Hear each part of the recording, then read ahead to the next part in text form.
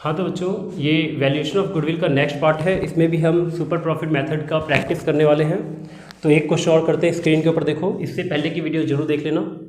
Playlist में तुम्हें goodwill नाम से एक प्लेलिस्ट मिलेगी मेरे चैनल के अंदर, जाना उस प्लेलिस्ट में गुडविल की जितनी वीडियो है सारी देख लेना, तो ये ज़्यादा अच्छा समझ में आएगा फिर। हाँ तो बच्चों, क्वेश्चन में रीड कर रहा हूँ, सुनना ध्यान से क्या लिखा है। क्वेश्चन स्क्रीन के ऊपर देखो, इसमें लिखा है average profit earn by A firm is 75,000।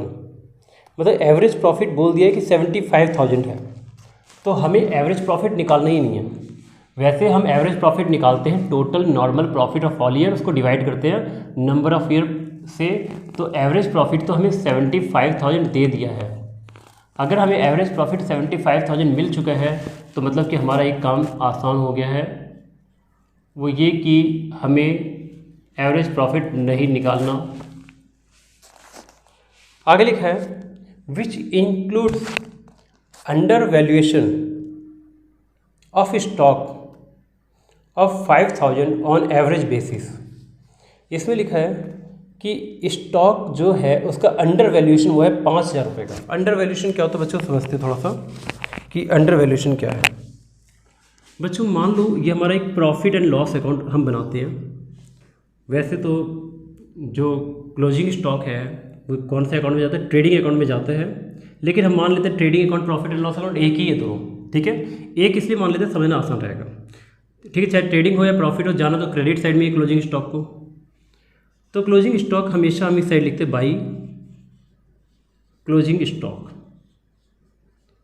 Closing stock हमारा कौन सा आइटम है, ये हमारा क्रेडिट साइड का आइटम है प्रॉफिट एंड लॉस अकाउंट का।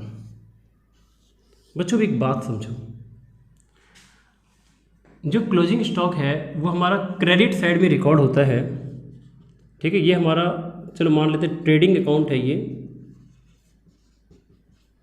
तो अगर क्लोजिंग स्टॉक को क्रेडिट साइड में लिखते हैं तो इसका मतलब ये हमारे इनकम साइड में रिकॉर्ड होता है। कौन सा साइड में रिकॉर्ड होता है, इनकम साइड में। इससे हमारा प्रॉफिट इंक्रीज होता है, ठीक है। अगर हम प्रॉफिट एंड लॉस अकाउंट या ट्रेडिंग अकाउंट के क्रेडिट साइड में कुछ भी लिखेंगे, इससे हमारा प्रॉफिट इंक्रीज होता है। अब क्वेश्चन में क्या लिखा हुआ है, which includes under valuation of stock 5,000। मतलब कि स्टॉक को 5,000 रुपये कम लिखा गया है। स्टॉक को 5,000 रुपये कम लिखा गया है। बच्चों थोड़ा सा सोच के बताओ, अगर हम क्लोजिंग स्टॉक को इस साइड 5,000 रुपये कम कर दें तो हमारा प्रॉफिट भी 5,000 रुपये कम हो जाएगा। बोलो जल्दी। अगर हम क्रेडिट साइड में क्लोजिंग स्टॉक को 5,000 रुपये कम कर दें, कम लिखें, तो अगर हमारा क्लोजिंग स्टॉक 5,000 रुपये कम होगा, यानी कि अंडर वैल्यूएशन होगा। अंडर वैल्यूएशन मतलब कम वैल्यू करेंगे, उसकी कम रिकॉर्डिंग करेंगे, तो हमारा प्रॉफिट भी 5,000 रुपये कम होगा। तो इसको ठीक करना, ये गलत है। तो हम निकालेंगे एक्चुअल एवरेज प्रॉफिट। ये एवरेज प्रॉफिट तो दिया हुआ है 75,000, लेकिन अब हमें निकालना एक्चुअल में कितना है, एक्चुअल एवरेज प्रॉफिट।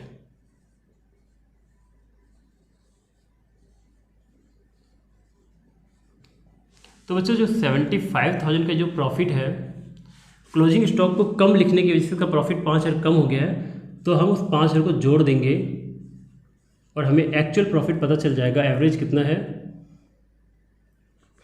80,000। तो बच्चों एवरेज प्रॉफिट हमारा आ गया 80,000। आगे लिखा है the capital invested in the business 7 lakh. मतलब नॉर्मल प्रॉफिट भी निकाल लेंगे। 7 लाख रुपए की कैपिटल इन्वेस्टमेंट बता रहे हैं क्वेश्चन के अंदर। और आगे लिखा नॉर्मल रेट ऑफ रिटर्न 7% है, तो यह है 49,000। हमारा नॉर्मल प्रॉफिट आ गया। अब हम सुपर प्रॉफिट निकालेंगे, average minus normal. Average profit 80,000 रुपये, नॉर्मल प्रॉफिट 49,000, माइनस करेंगे 31,000 आ जाएगा। तो हमारा सुपर प्रॉफिट कितना आ गया, 31,000।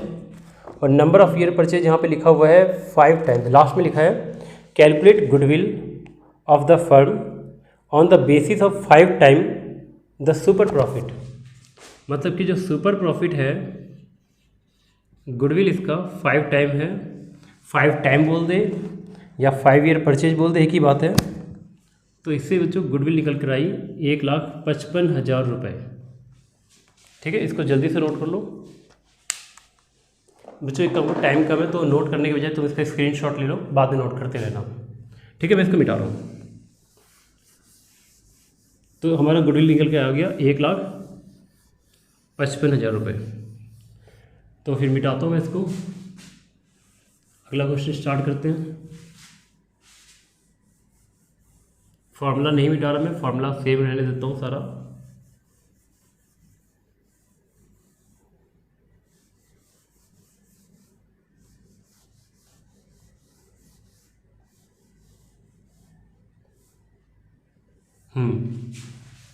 अब अच्छा, फिर नेक्स्ट क्वेश्चन फिर करते हैं। अगले क्वेश्चन में लिखा है, on 1 April 2019 A firm had assets 3 lakh including cash 5,000। इसमें लिखा है एक फर्म के पास 3 लाख रुपए का एसेट्स है और इस एसेट्स में 5,000 रुपये का कैश भी इंक्लूड है। कोई दिक्कत नहीं, कैश इंक्लूड है तो कुछ फ़र्क ही नहीं पड़ता इससे। ये लाइन लिखनी नहीं चाहिए थी क्वेश्चन में, लेकिन उन्होंने फिर भी लिख दिया, कोई फ़र्क नहीं पड़ता इससे। इंक्लूड है तो इंक्लूड है। आगे लिखा है पार्टनर्स कैपिटल अकाउंट्स वर 2 लाख। इसमें लिखा पार्टनर्स के कैपिटल अकाउंट जो है वो 2 लाख रुपए के हैं। And reserve being the rest, और बचा हुआ अमाउंट जो है वो क्या है, रिजर्व है। If the normal rate of return is 10%, क्या रखा, नॉर्मल रेट ऑफ रिटर्न 10% है। And the goodwill of the firm is valued at 2 lakh. पूरे फर्म की जो गुडविल है वो 2 लाख रुपए की वैल्यू लगाई गई है। At 4 year purchase of super profit, 4 year purchase बताया गया है। आगे लिखा सुपर प्रॉफिट का 4 ईयर परचेज है। Find the average profit of the firm. बच्चों इस क्वेश्चन में एवरेज प्रॉफिट गायब कर दिया। नॉर्मली क्या होता था, हमें गुडविल निकालना होता था। इस क्वेश्चन में कह रखा है कि हमारे पास एसेट्स जो है वो 3 लाख रुपए के हैं और कैपिटल 2 लाख की है, बाकी का अमाउंट रिजर्व में पड़ा हुआ है। नॉर्मल रेट ऑफ रिटर्न 10% है। गुडविल जो है वो 2 लाख रुपए की सुपर प्रॉफिट मेथड से निकाला गया है। Number of year purchase 4 year है। एवरेज प्रॉफिट निकालना है। ठीक है, तो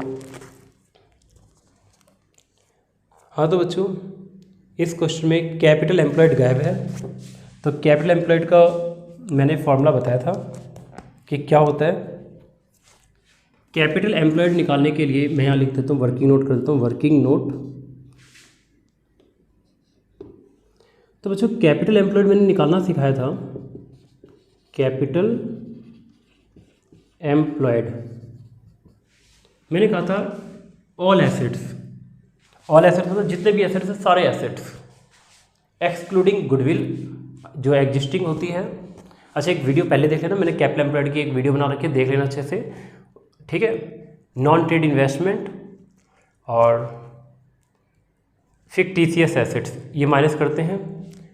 टोटल एसेट्स में से जो आता है उसमें से माइनस कर देते हैं हम outsider liability.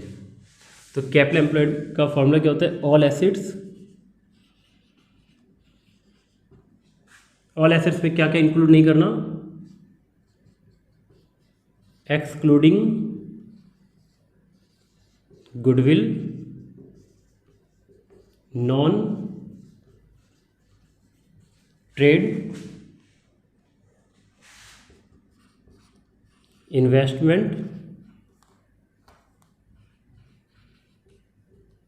And fictitious assets. तो बच्चों ऑल एसेट्स सारे एसेट्स लेने हैं, excluding goodwill, non trade investment और फिक्टिशियस एसेट्स। इन तीनों को एसेट्स के अंदर नहीं लेना, और जो भी निकल के आएगा उसमें से माइनस करेंगे आउटसाइडर्स लायबिलिटी। तो बच्चों इस क्वेश्चन में ऑल एसेट्स हमारे पास 3 लाख रुपए के हैं और आउटसाइडर लायबिलिटी है ही नहीं, नील। तो इसका मतलब कैपिटल एम्प्लॉयड भी हमारा आउटसाइडर लायबिलिटी का तो कुछ बोला ही नहीं है, तो कैपिटल एम्प्लॉयड हमारा 3 लाख ही होगा। तो ठीक है, कैपिटल एम्प्लॉयड हमें पता चल गया। देखते हैं हमें क्वेश्चन में क्या क्या पता है। क्वेश्चन में पार्टनर्स की कैपिटल का इस्तेमाल कुछ नहीं है, इससे हमें कैपिटल एम्प्लॉयड निकालना था जो हमने निकाल लिया। फर्म के पास एसेट्स 3 लाख के हैं, इसका भी कोई काम नहीं है, कैप एम्प्लॉयड हमने निकाल लिया। तो हाँ, क्वेश्चन में क्या रखा है कि नॉर्मल रेट ऑफ रिटर्न 10% है और पूरे फर्म की गुडविल जो है वो 2 लाख रुपए है और 4 ईयर परचेज का। तो बच्चों गुडविल दे रखा है 2 लाख, मतलब ये अब हमें देखना है कौन सी चीज़ कहाँ पुट होगी। गुडविल दे रखा है 2 लाख रुपए, सुपर प्रॉफिट हमें नहीं पता और नंबर ऑफ ईयर परचेज कह रखा है 4 ईयर। बच्चों बिल्कुल सिंपल है, यहाँ पे थोड़ा सा उल्टा चलना पड़ जाएगा। नॉर्मल क्या होता था, हम क्वेश्चन को यहाँ से यहाँ चलते थे, लेकिन अब यहाँ से यहाँ चलना है। तो गुडविल हमें 2 लाख रुपए दे रखा है, सुपर प्रॉफिट नहीं पता, नंबर ऑफ ईयर परचेज 4 साल दे रखा है। तो सॉल्व कर लो इसको, सुपर प्रॉफिट निकाल सकते हो तुम 2 लाख और ये 4 बट्टे में आ जाएगा। तो 50,000 रुपये का हमारा सुपर प्रॉफिट आ गया। अब अच्छा, जो सुपर प्रॉफिट हमें 50,000 का पता चल ही गया, ठीक है, तो हम एक काम करते हैं, नॉर्मल प्रॉफिट भी पता कर लेते हैं। नॉर्मल प्रॉफिट का फॉर्मूला है कैपिटल इन्वेस्टेड। तो कैपिटल इन्वेस्ट हमने कितना किया, 3 लाख किया है। नॉर्मल रेट ऑफ रिटर्न 10% है, ठीक है। तो अगर हम इसको सॉल्व कर लें तो 30,000 रुपये का हमारा नॉर्मल प्रॉफिट भी आ जाएगा। अब जब नॉर्मल प्रॉफिट हमारा 30,000 पता चल गया तो यहाँ नॉर्मल प्रॉफिट की जगह पे 30,000 लिख सकते हैं हम। एवरेज प्रॉफिट हमें नहीं पता और सुपर प्रॉफिट हमने अभी निकाला है 50,000 रुपये। अब सॉल्व कर लो, इसको यहीं रहने दो, इसको इधर ले आओ। तो एवरेज प्रॉफिट निकल के आएगा 50,000 प्लस 30,000 80,000 रुपये। ठीक है बच्चों, क्या किया मैंने, सुपर प्रॉफिट होता है average profit minus normal profit. Super profit 50,000 दिया था, एवरेज प्रॉफिट नहीं पता, नॉर्मल प्रॉफिट हमने 30,000 निकाला है। अब क्या करना है, एवरेज प्रॉफिट को यहीं रहने देंगे, 30,000 को इधर ले जाएंगे तो ये प्लस का हो जाएगा, तो यानी 50 में 30 इधर आके प्लस हो जाएगा तो 80 हो जाएगा। तो बच्चों ये खत्म हो गया, आज के लिए सिर्फ इतना ही, बाकी हम नेक्स्ट क्लास में करेंगे। ठीक है, अगर कोई डाउट्स हो तो कमेंट में मेरे से पूछ लेना।